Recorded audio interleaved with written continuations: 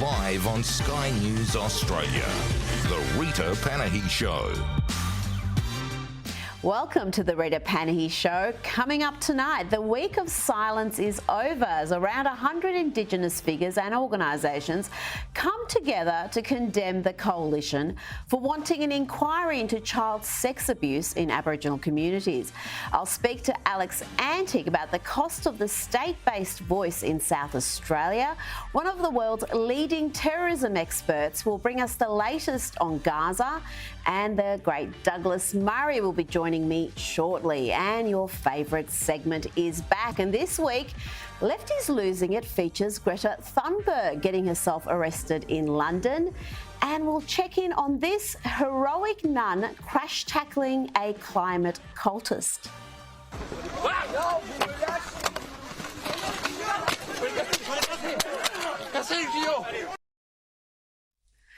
That's later in the hour, along with the latest edition of Satirical cartoon series, Please Explain. It's dead?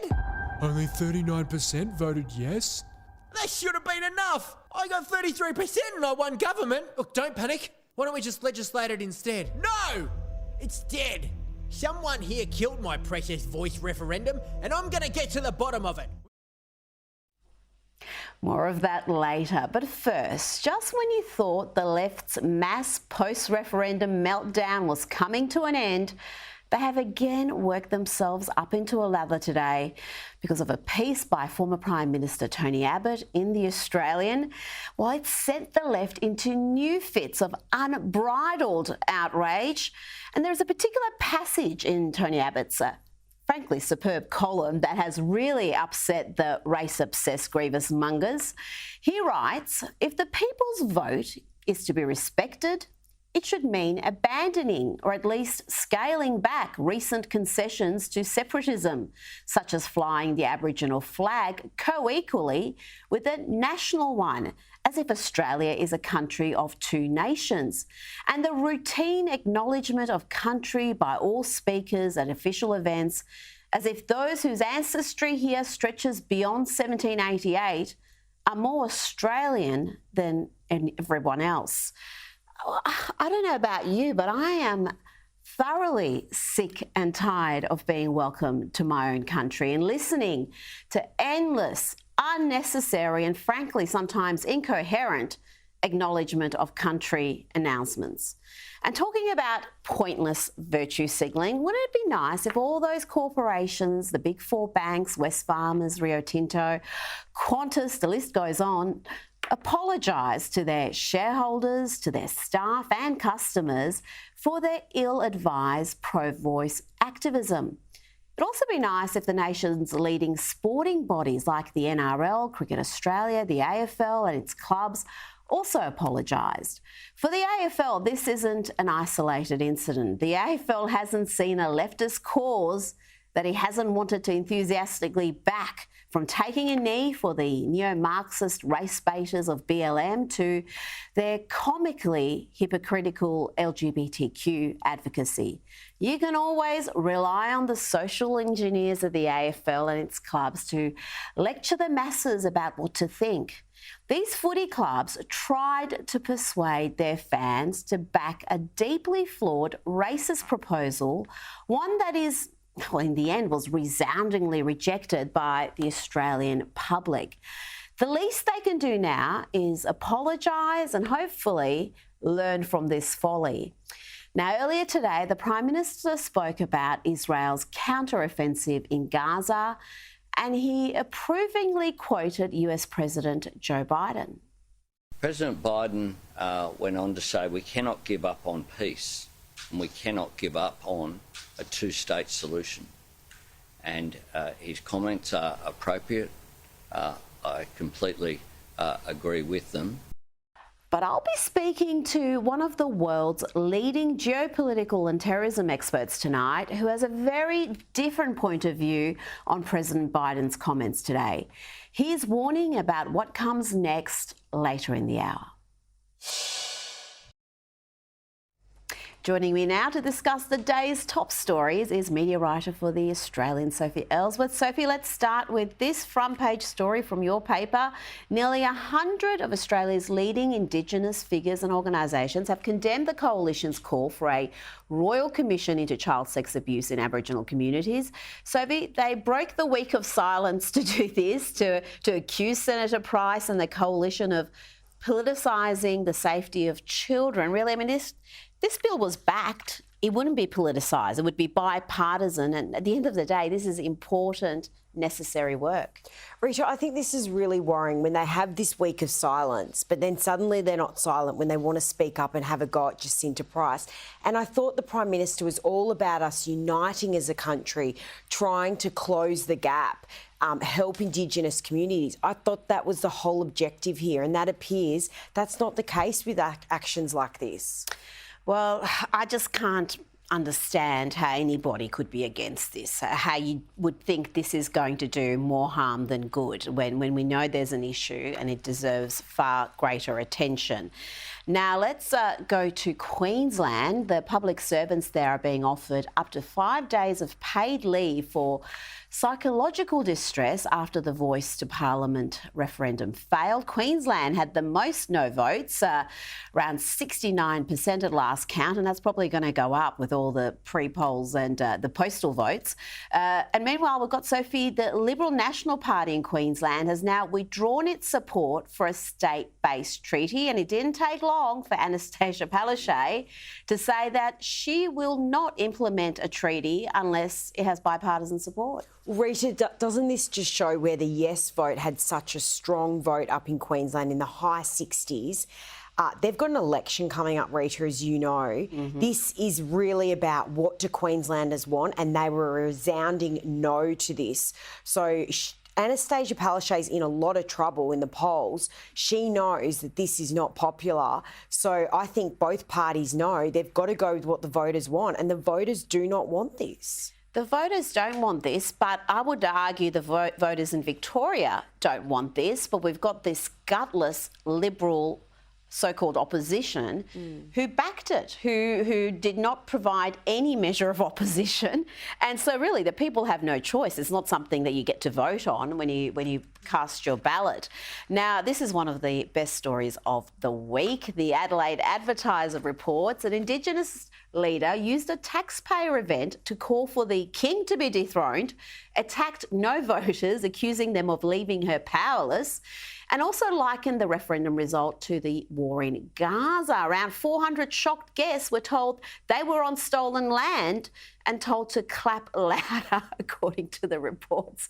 I just love this. But, you know, at the end of the day, if you're going to pay someone to welcome you to your own country, don't be surprised if you're told you're on stolen land. Why are you going through this process? Rita, I know you're laughing, but this is actually a sad state of affairs when I believe we are spending taxpayer funds to have this nonsense go on. So it comes a point where I think enough is enough. People are seeing through this. I think it's quite disgraceful that they allowed this to go on, really. Well, they don't only allow it to go on, they pay for the privilege. Well, we pay for the privilege, the taxpayer. Now, this story is really interesting. Anybody who's interested in property, a top buyers advocacy group has announced that, his company, and it's one of the top companies in the field, will no longer recommend any Victorian towns or suburbs to investors until the state government stops treating investors like drug dealers. Propertyology boss Simon Presley says the Andrews government has brought in a procession of poor policies targeted at property investors. So, I mean, you can see that we've got a massive surge in Victoria of landlords offloading their property. That's adding to the rental crisis. It's a sorry state of affairs. Rita, you would know. I mean, you're a property investor. You see it firsthand for yourself. And they're making it really unappealing here. So why would you want to invest in Victoria when there's so many expenses, rules, taxes? Take your business elsewhere.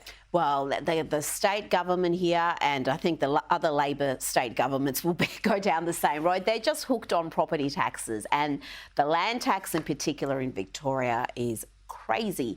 Now to Lisa Wilkinson. She's suing Channel 10, claiming they owe her $723,000 in legal fees for the Bruce Lehrmann defamation suit. The former project presenter sought her own legal team, not the one the network has on retainer, to defend herself against Lehrmann, who is suing her over her 2021 interview with Brittany Higgins. In the interview, Higgins alleges she was raped by a colleague, which was identifiable as Lehrmann. He has always maintained his innocence. This is a ugly dispute. She's suing her own employer. I mean, can you just imagine what relations are like in the staff room? Well, it's really interesting, Rita, because Lisa Wilkinson has not been on air since November last year.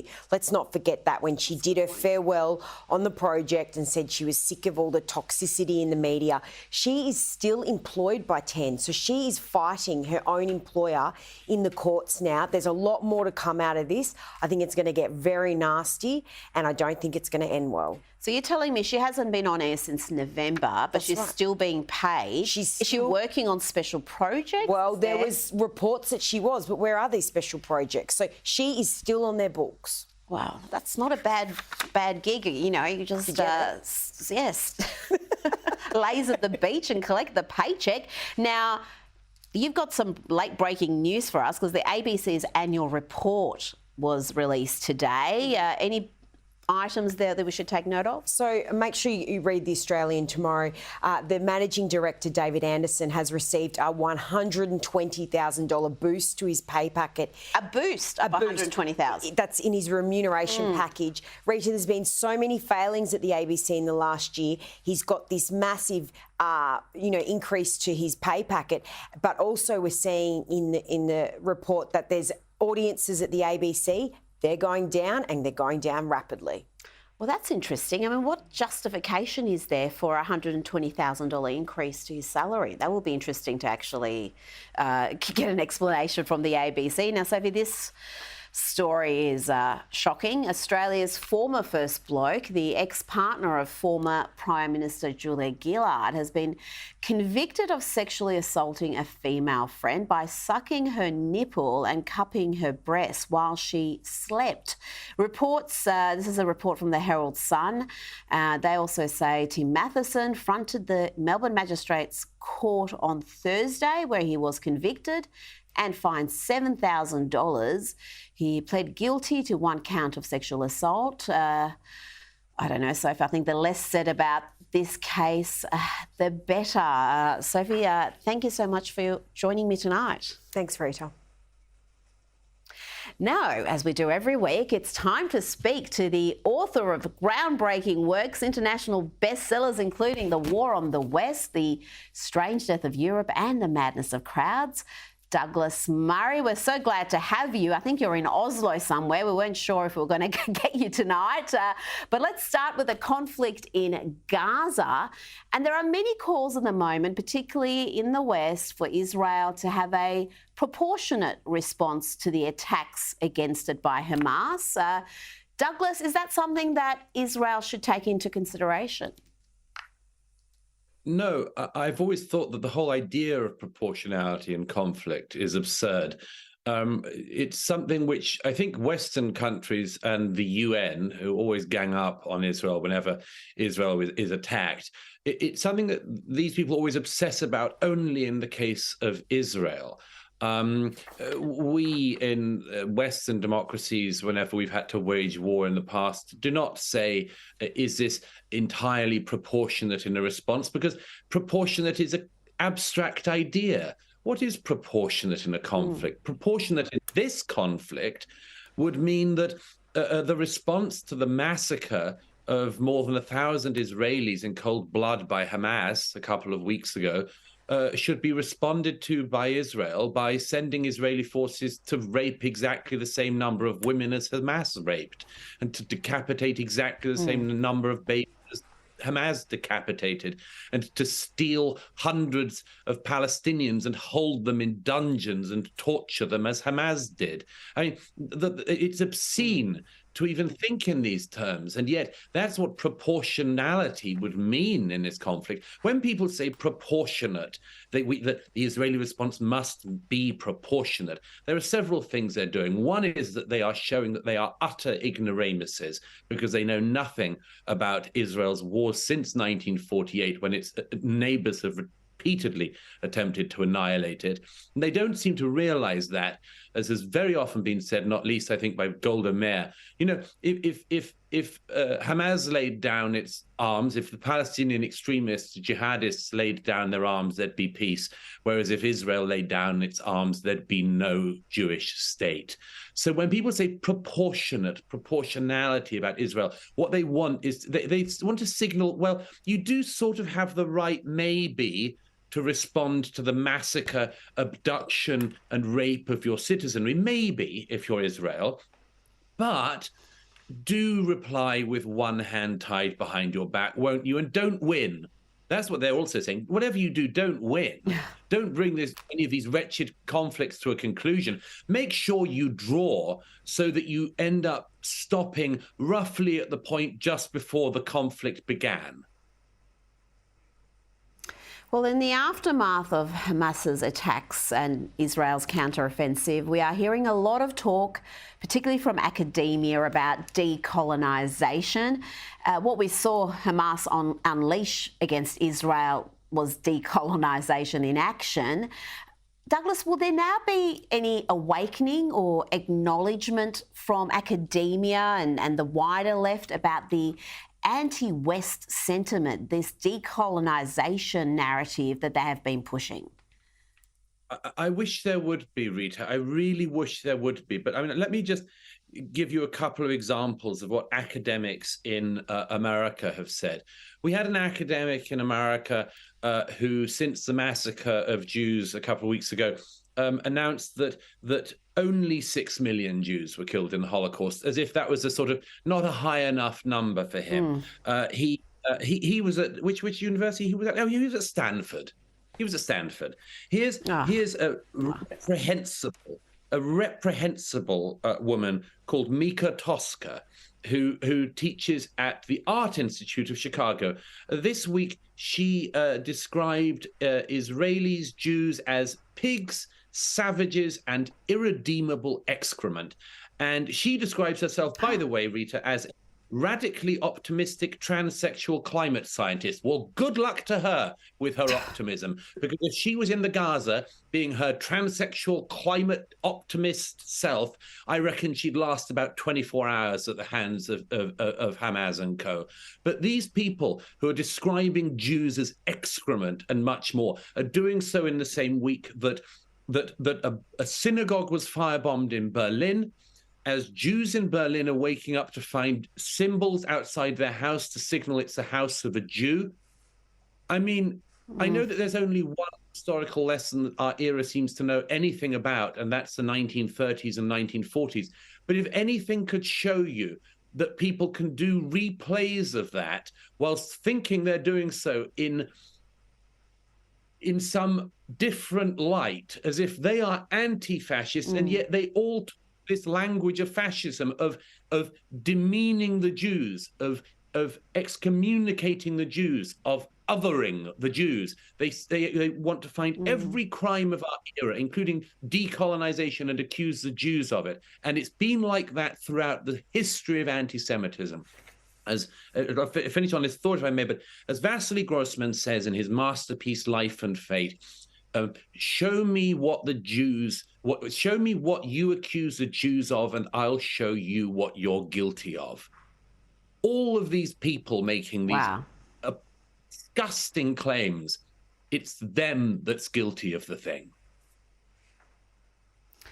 Absolutely, and I don't get shocked easily, but in the past week I have been shocked by just how callous and cruel people can be, and the way they're dehumanising a whole race of people. Now, to move on to a different issue, you made headlines again this week because you introduced Kevin Spacey who performed a Shakespearean monologue at Oxford. Tell me about the actor who went from being really one of the most critically acclaimed Hollywood actors of his time to being cancelled. Is he back now? Should he be back? Well, he was cancelled because there were false accusations levelled against him, which were proved to be untrue in the American courts and then in the British courts this summer. And he's an extraordinary actor, an extraordinary talent. He revived the Old Vic Theatre in London 20-something years ago. He was, of course, dropped by Hollywood, and all of these brave actor types and producers in Hollywood who always pat themselves on the back with their bravery. But they ditched him straight away and didn't bother to wait to see whether he was found guilty or not. And of course, he was found not guilty. And I think it's just a horrible travesty. It was a horrible travesty, and a horrible tale of our era and our unforgiving, just nasty era. And I was giving the first of this year's Roger Scruton Memorial Lectures at Oxford. Of course, Roger, in the last year of his life, suffered an attempted cancellation. And I said to Kevin Spacey some while ago that the next time I had a stage, I'd ask him to honour me by sharing it. And what I decided to do on Monday was that I ended up finishing this lecture about cancel culture, about the horrible judgments that our age makes and sticks to, even when the evidence is against it. I talked about Shakespeare's great play Timon of Athens, where something very similar occurs, and then invited Kevin Spacey to the stage to read the scene. Nobody in the audience or theatre knew what I was going to do. Only one other person was in on it. And so when I introduced Kevin Spacey to make his first return to the stage in 7 years or so, wow. The audience in the room was pretty gobsmacked. Spacey performed, of course, the most amazing performance. I urge people to go and watch it on YouTube. It was heart-stopping and absolutely tear-jerking for everyone in the audience. He acted as brilliantly as anyone could act. And when he finished, the audience got to their feet as one in a standing ovation. Wow. It was a wonderful thing to see. I hope that he is back. He deserves it. Our society cannot keep destroying talent and throwing it away. We just can't. Well, I've got another example of cancel culture, and this one is as Orwellian as it gets. They're trying to cancel George Orwell. The Telegraph reports that George Orwell was sadistic, misogynistic, homophobic, and sometimes violent. This is according to a biographer of the legendary writer's wife, who claims the darkness that runs through 1984 is a reflection of his soul. So based on that, we've got these headlines, Douglas. That seems fair. I mean, it's extraordinary. Just take one of those accusations, by the way, homophobia. First of all, George Orwell wouldn't have known what you were talking about when you say homophobia. Did George? I mean, first of all, none of this stuff is like at all unknown. George Orwell in Human Being, shocker. Secondly, this is just an attempt to grab headlines by the author in question. The second thing is, George Orwell, for instance, didn't have the views we have in 2023 about gays, particularly about gay men. That's not surprising because he was brought up in the early 20th century when most people didn't have positive views about things like gay marriage. Quite a lot of men in particular were a bit suspicious of gay men. That was sort of normal at the time. George Orwell gave us some of the most important works of the 20th century, some of the most important journalism, and of course, some of the most important fiction. I can say this perhaps as a gay man. Maybe I have some privilege to say this. I don't give a damn that George Orwell didn't think that gay people were exactly quite the same as, say, himself, or had some suspicions about them and much more. I don't give a damn. I don't need him to be in total alignment with my views in 2023. It's so damn superior. Who do these people think they are to judge Orwell? Judge yourself. Now, before you go, we've seen some truly disturbing scenes across Europe, New York, London, where Palestinian supporters are tearing down posters of missing Israelis, people taken hostage by Hamas, often women and children. In London, the police are even warning the members of the campaign against anti-Semitism that they should turn off their billboards on their trucks featuring the images of the missing Israelis. What is happening in London in particular, Douglas? Who are the police protecting here? Oh, they're protecting the terrorists and the terrorist supporters. The Home Secretary has spoken a good game about arresting people who are promoting terrorism, but we really have yet to see that happen.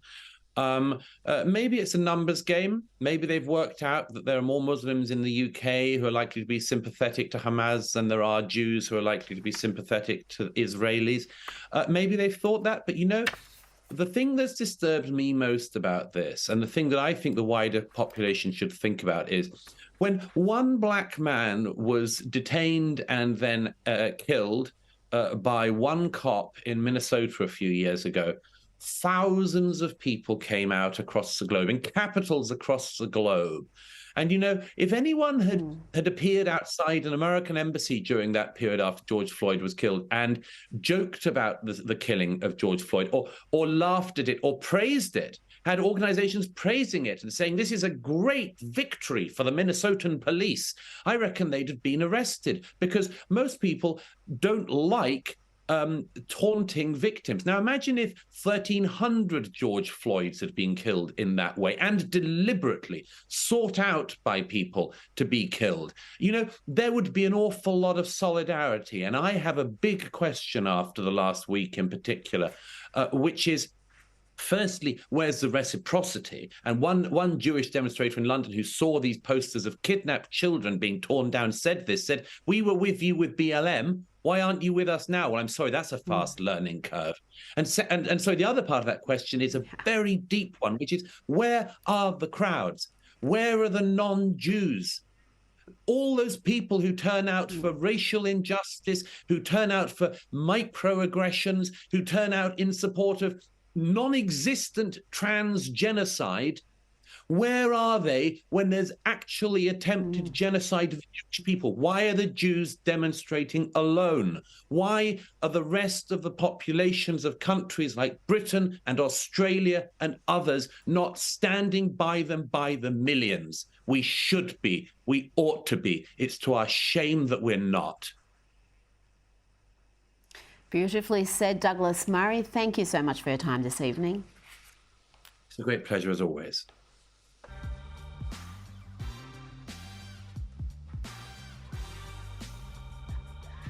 No, we're going to go to a break. I thought we were going to speak to Alex Antic, but he's not there. We'll see you after the break. We'll have Alex Antic right here.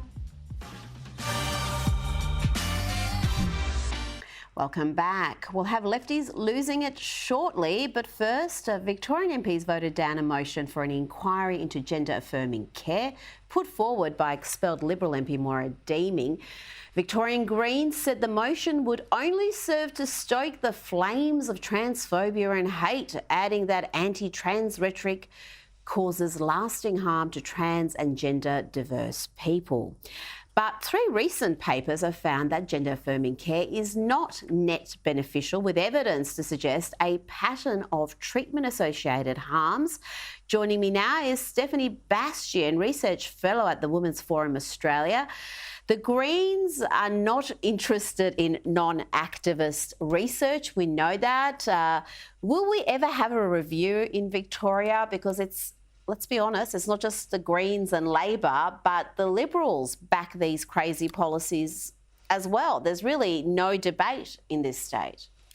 Look, Rita, it's been a really dark week in Victorian politics where Greens and Labor have turned this issue into a political football. They're turning the issues faced by young, vulnerable teens struggling with identity issues into a political football, and they've shut down this inquiry. We know that there are increasing cases of detransitioners emerging. 2 were in the gallery that day debating, and they felt utterly dismissed by all the comments made by people speaking against the motion. To their credit, the coalition did vote in support on bloc, despite their differences with Moira, and I think they are to be commended by that. Georgie Crozier and Bev MacArthur made very strong comments in favour of the debate. Well, that's good to hear, but we did see before the last election, they said they would not change any of these laws if they were to win. So do we now officially have a change of position from the Victorian Liberals? Because we haven't heard that yet, certainly not from John Pesutto. No, we haven't, and that was very disappointing. But I think it's getting very difficult to ignore the evidence. So a few weeks ago, we co-hosted with David Limerick and Bev MacArthur a forum where we heard medical professionals, legal experts, even two detransitioners. They shared their experiences, and parents of children who have transitioned speak. Women's Forum emailed that out to all the MPs who didn't turn up.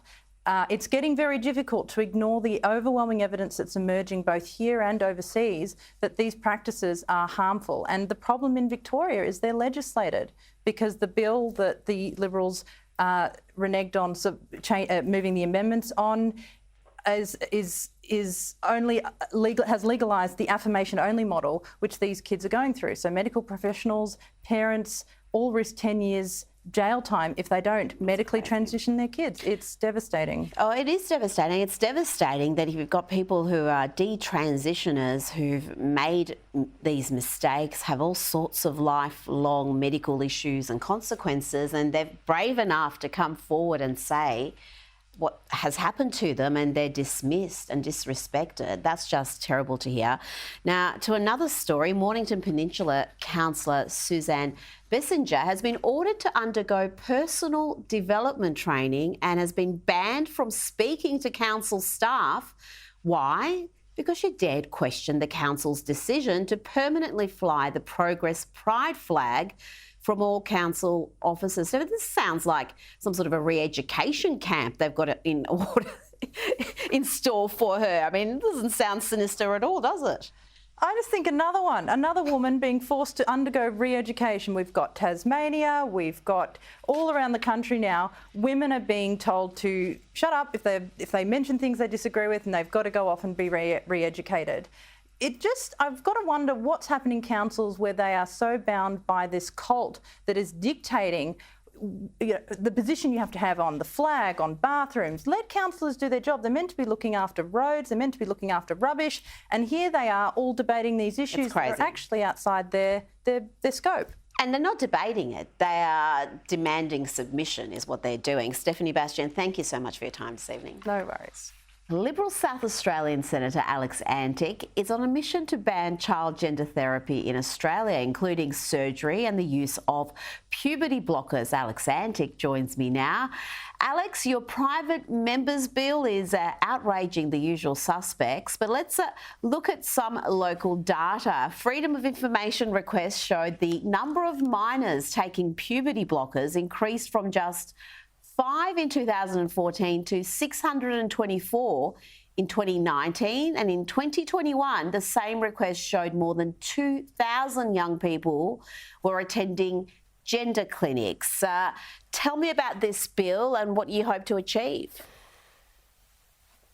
Yeah, well, thanks, Rita. That's actually 5 times the number and then 10 times the number, respectively, in those cases. So this has exploded, and it's a bit of a spread across the country, and the stats in each state don't necessarily reflect the population either. In many respects, I'd say they reflect some of the ideology in various states. So it's a perplexing puzzle. It's a complicated one. This gender therapy, if you like it, they call it, is really very controversial, very novel medicine. There's no consensus on this at all. We live in a country where if you're under 18, you can't drink, you can't vote. In many cases, you can't get a tattoo in many states, as it should be.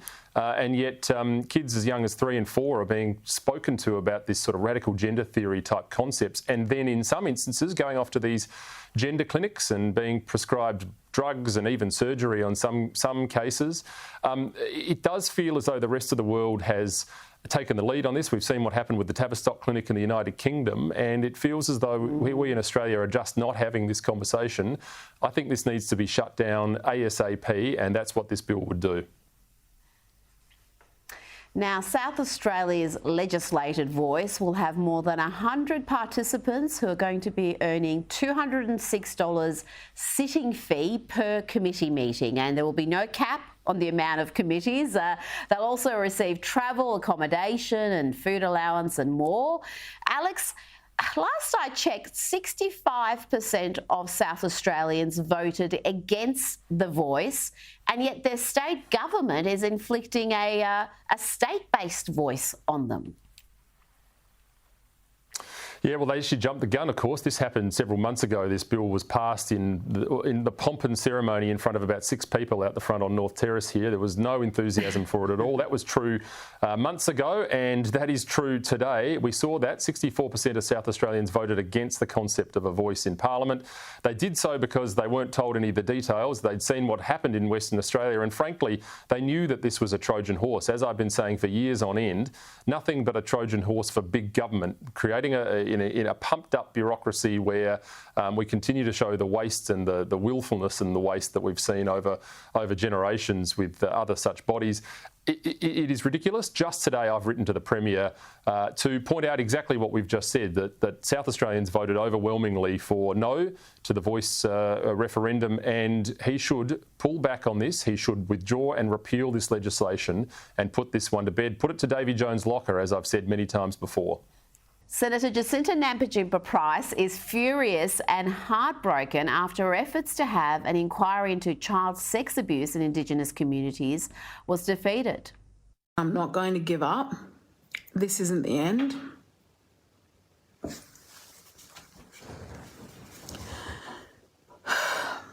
And I know it's difficult for these survivors, but we'll continue to push and we'll continue to fight. Meanwhile, we've got Green Senator saying that this child sex abuse inquiry into Indigenous communities would be demonising First Nations people, as she calls them, adding our people are hurting right now following the voice referendum. I just find this astonishing, Alex, that anybody could stand in the way of an inquiry into this vital area. This is something that every Australian should be concerned about.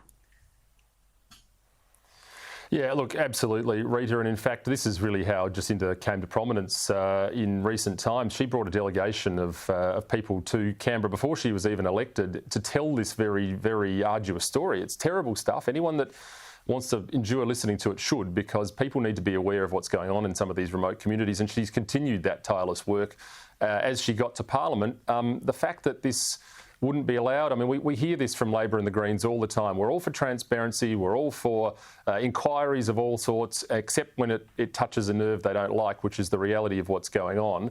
And I think we had the overwhelming number, not everyone I think, but the overwhelming number of the coalition members who voted in support of this. And it is a very sensible proposal, very sensible and a very modest proposal. This one actually is a very modest proposal. It should have gone through in a canter. Oh, absolutely. This is something that needs far greater attention, far greater scrutiny. And when Senator Price is there trying to do something meaningful for the most disadvantaged in those Indigenous communities, she's got roadblocks put in her way. Senator Antic, thank you so much for your time tonight. Thanks, Rita. Now it's time for Lefties Losing It.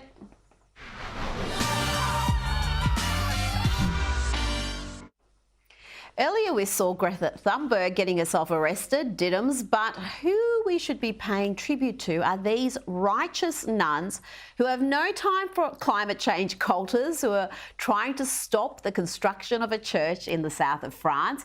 Have a look at this crash tackle. The technique is sublime.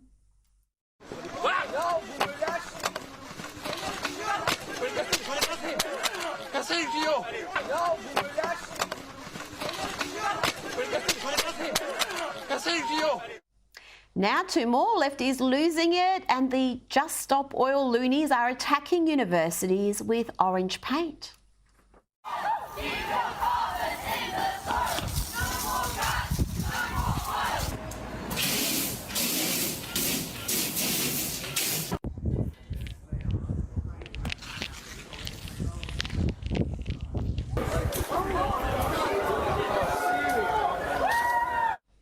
Now I have a local example of a lefty losing it. Watch our mate Bella Diabrera be attacked by a pro-voice activist just because she was handing out no brochures. You're so racist. You took his family. The racist! Racist! You are racist! Terrible behaviour there at Surrey Hills in Sydney, and shame on the half a dozen or so pro-voice volunteers who watched and said nothing. Now, you know the left give us so much material, and a few comics are taking advantage of that. Here is a sketch exploring what happens if you come out as straight to your lefty parents. Okay, Mom and Dad, I'm about to leave for my date. A date? You didn't tell us you were going on a date. What's his name? Her name is Lindsay. I'm straight. Okay. Let's just What did you just say? No. No, Carol? No son of mine will be straight. Are you punishing us? Is this for attention? Is this because we wouldn't let you watch Entourage? Oh my god, I can't do this. I knew God. I shouldn't have breastfed you. Now you are addicted to boobs. Damn it! Your father's upset. Your sister's upset. Your father just needs a minute. What do you think about Dolly Parton? Are you just done with her? I never cared about Dolly Parton. You never cared about Dolly Parton. Who are you? Who are you? Doctor, my son is sick. I don't know, is there a camp you can send him? Or a 6-week drama program? Hello? Damn it! We should have never let you go to college. They pushed their heteronormative agenda on you. You know, when you said you were gonna do lacrosse, I should have pulled you out of that school. Sweetheart, it's not that I care about you being straight. It's that I'm worried the world is going to be mean to you. You are not my son! I'm worried the world is going to be mean to you. Don't go anywhere. Coming up after the break, one of the world's leading experts on terrorism will tell us just how bad the situation is in the Middle East and what we can expect to see next. That's coming up after this short break.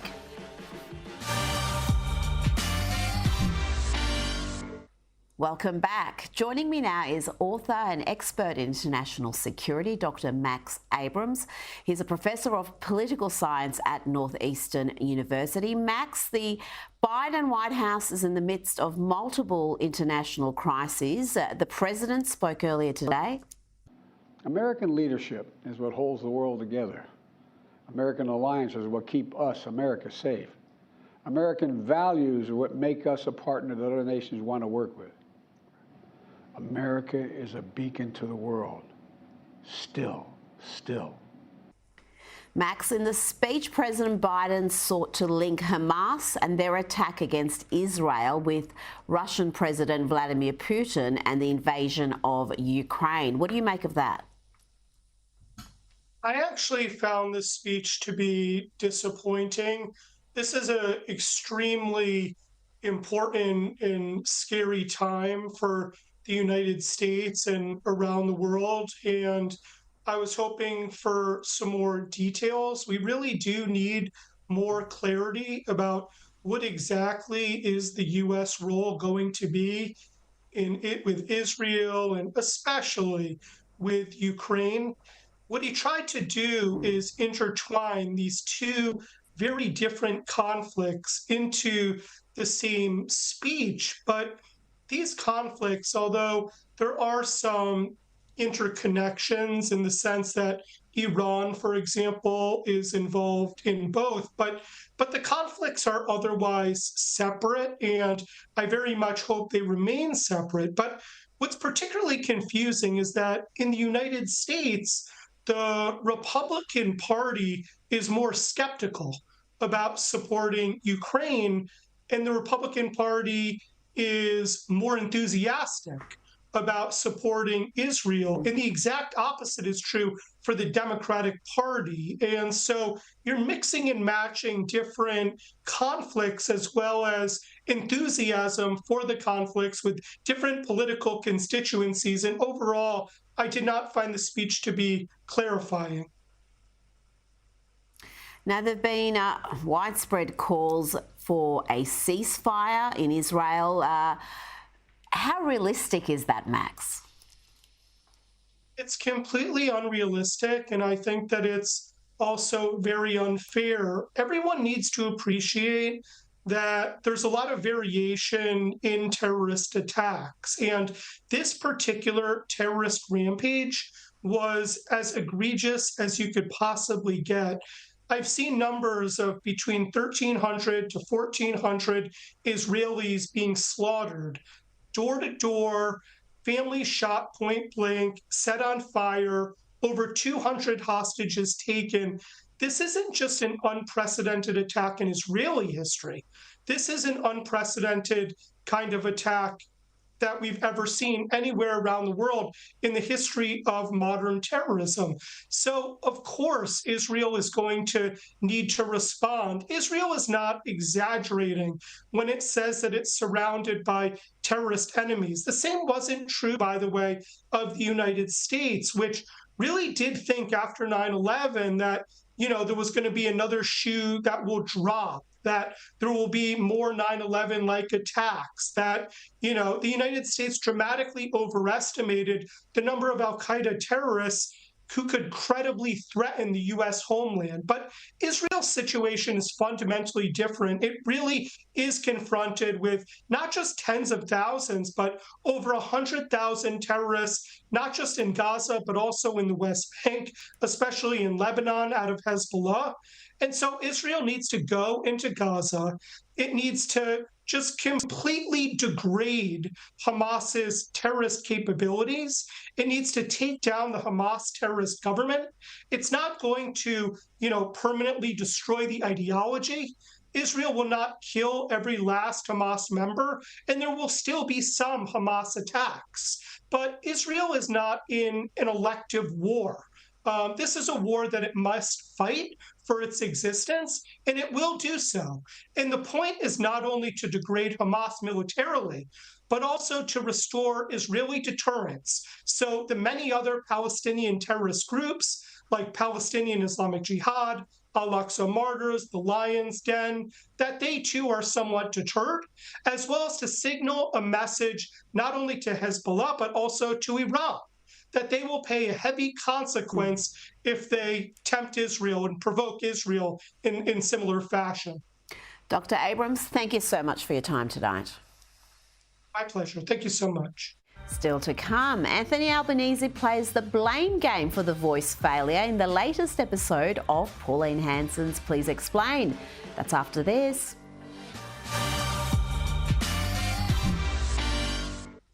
Welcome back. It's time for Please Explain, and this week the PM plays the blame game. All right, everybody, the referendum count has just started. Make yourselves comfortable. It looks like we could be in for a long night. Australia has voted no. It's all over. It's dead? Only 39% voted yes. That should have been enough. I got 33% and I won government. Look, don't panic. Why don't we just legislate it instead? No! It's dead.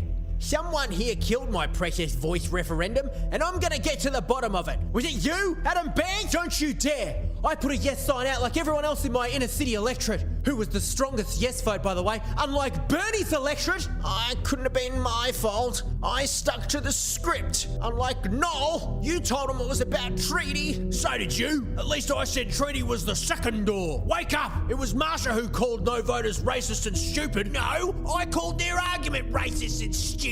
There's a really, really big difference. Now, before we go, a bonus Lefties losing it. The ABC radio national presenter Andy Parks said on Monday in response to the Israeli-Hamas conflict, "I don't mean to downgrade the loss of life and the displacement of millions, but a longer-term life or death issue here is hidden, unreported carbon emissions generated by conflict." No, sir, I can't believe that's real. Surely he did not say that. That's it from me tonight. Don't go anywhere. We've got the US report with James Morrow coming up, and I'll see you Sunday morning for Outsiders. Good night.